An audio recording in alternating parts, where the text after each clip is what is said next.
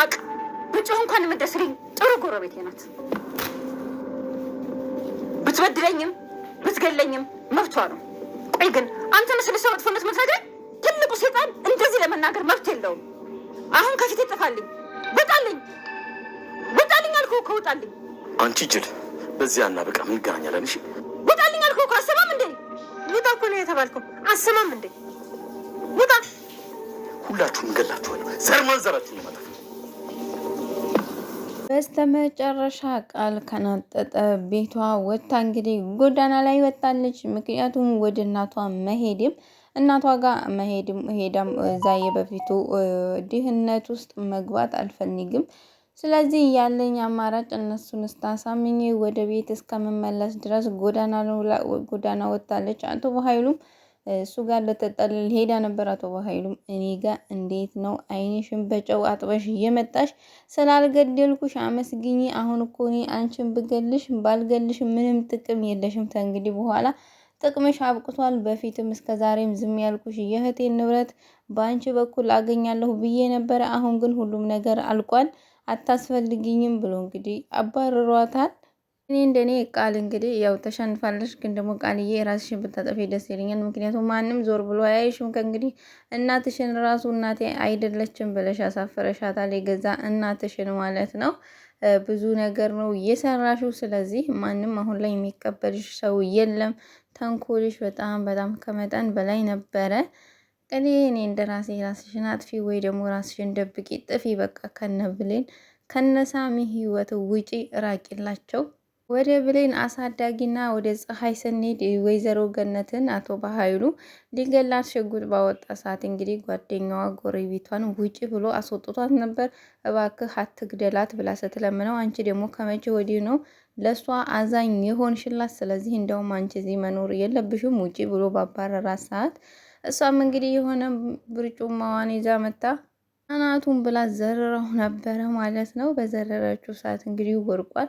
በጣም ተጨንቀዋል ወይዘሮ ገነትና ፀሐይ። ወይዘሮ ፀሐይም እንግዲህ ጎንበስ ብላ ልታረጋግጥ መሞትና አለመሞቱን ስታየው እንግዲህ ምክንያቱም ድንጋጤ ውስጥ ስለሆነች ምንም ይተንፍስ አይተንፍስ አላወቅኩም በምትላት ሰዓት እንግዲህ ወይዘሮ ገነትም እንዲ አንቺ በዚህ ሰዓት ትቀልጃለሽ? በስነ ስርዓት ቼክ አድርግ። በኃይሉም እንግዲህ እጅና እግሩን እየደባበሰ ቅንጭላቱን እየያዘ ከተኛበት እንቅልፍ ትንሽ ወስዶት ነበር። ምክንያቱም እስከ ዛሬ ተንኮል ሲሰበስብ አልተኛ ተንኮል ሲሰበስብ አላልኩም፣ ተንኮል ሲሸራርብ ተንኮል ሲጠማጥም። ምክንያቱም ግን ወይዘሮ ሰላምን ገድዬ እንዲያረጋለሁ ብሌንን ገድዬ እያለ ተንኮሉን ሲሸርብ እንቅልፍ አልተኛ መሰለኝ። ብዙ ሰዓት ነው ተኝቶ ያስቸገራቸው። ምክንያቱም ወይዘሮ ገነትና ፀሐይ ጋር በስተመጨረሻም አንገቱንም እጁንም እየደባበሰ እንግዲህ እንክትክት ብሎ ተነስቷል።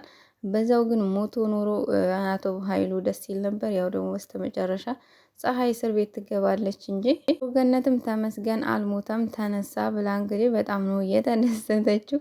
ፀሐይ ግን በጣም ነው የፈራችው። ምክንያቱም በተራችን ተጫውተንበታል። አሁን ደግሞ እሱ መግቢያችንን እያዘጋጀልን ነው። የት እንደምንገባ አናቅም። ገነት እያለች እንግዲህ በጣም ጎረቤቷ በዚህ ክፍል ላይ የሰራችው ስራ እውነት ለመናገር በጣም ደስ ይላል። ከዚህ በፊት ያው ሰላይ ወሬ አመላላሽ ብትሆንም በአሁኑ ግን ገነትን ረድታታለች፣ አግዛታለች። ወይዘሮ ገነትም እየቀለድሽ ነው ወይ ለምሮ በዚህን ሰዓት የምትቀልጅ በምትላት ሰዓት እንግዲህ ወይዘሮ ፀሐይም እኔ በዚህን ሰዓት እየቀለድኩ ይሁን እውነቴን ይሁን እማቀው ነገር የለ ሰው ልጅ ለካ ሲፈራ እንደዚህ ነው ወይ የሚሆነው ብላ እንግዲህ በምትርበተበት ሰዓት አቶ በኃይሉ አንቺ አሮጊት ይቅርታ ሳላቅ ነው በምትለው ሰዓት እንግዲህ ሳላውቅ ነው ወይ የምትዩ? አሁን ጭንቅላትሽን ስበትልልሽ ታውቂያለሽ። አቶ በኃይሉም እንግዲህ ከወደቀበት ተነስቶ ሽጉጡን እየፈለገ በነበረበት ሰዓት እሷ አልጋ ስር ሲፈልግ ፀሐይም ብድግ አድርገዋለች። እንግዲህ ሽጉጡን በኃይሉ ይሄን ነው ወይ የምትፈልገው ብላ ልክ እንደ እንትን ይዛው ነበር። እንደመናገር እዚህ ጋር እንዴት እንዳሳቀችኝ የፀሐይ እንትኗ አንተ መላጣ አንተ ነህ ወይ የኔን ጓደኛ የምትገላት የኔን ጓደኛ የምታስፈራራት ብላለች። እንግዲህ ምክንያቱም አሁን ላይ ይሄን የያዘችውን ይዛለች፣ ማንም የሚነቃት የለም። ለመናገር ተመቸችኝ። እዚህ ጋር አሁን ላይ እየሰራችው ያለችው በጣም ነው ደስ የሚለው።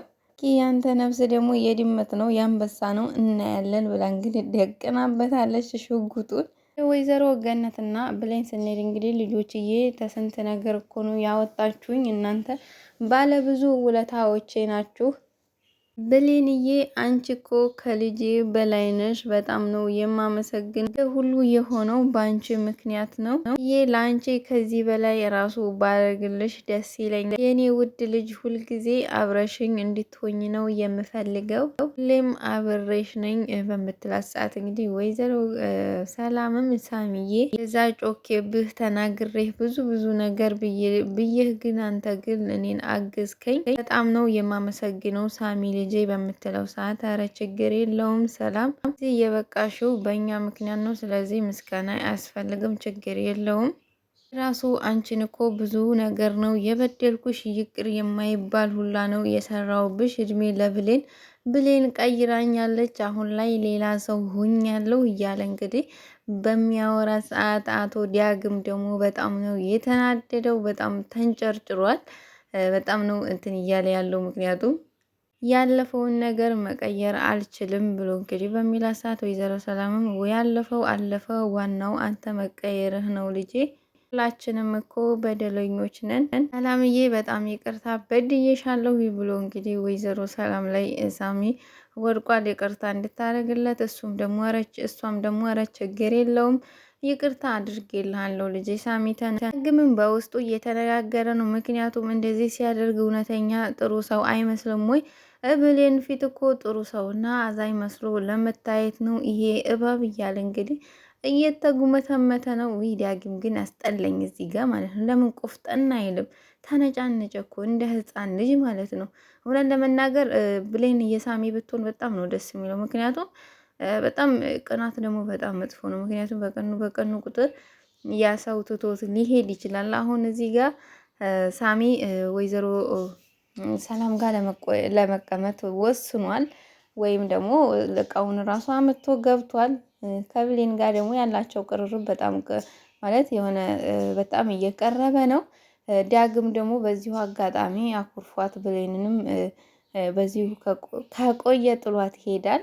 ለብሌን እና ለሳሚ ደግሞ ጥሩ አጋጣሚ ነው የሚሆነው ማለት ነው። እና ሳይቀና ተረጋግቶ አብሮ እየሳቀ እሷንም ሳያስቀይማት ብሌንንም ከብሌን ጋር አብሮ መሆን ይችል ነበር። እሱ ግን ልክ እንደ ሕፃን ልጅ ነው የተጃጃለው ማለት ነው። እኔ ዳግም አይመቸኝም፣ ሆነን ለመናገር አይመቸኝም።